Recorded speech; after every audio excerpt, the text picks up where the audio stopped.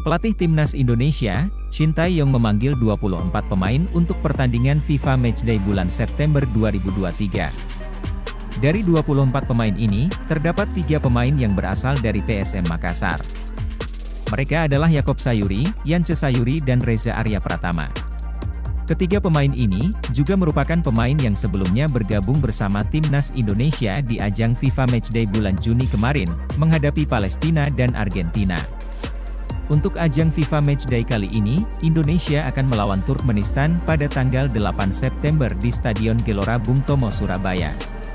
Selain itu, pemain-pemain yang berkiprah di luar negeri seperti Asnawi Mangkualam, Sandy Walsh, Jordi Amat, Shain Patinama, Sadil Ramdhani juga kembali dipanggil.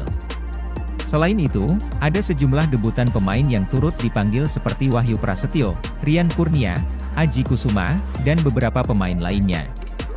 Tim Persib Bandung menjadi penyumbang pemain paling banyak pada kesempatan kali ini, yakni sebanyak 4 pemain. Kemudian ada Borneo FC, PSM Makassar dan Persikabo yang masing-masing menyumbang 3 pemain.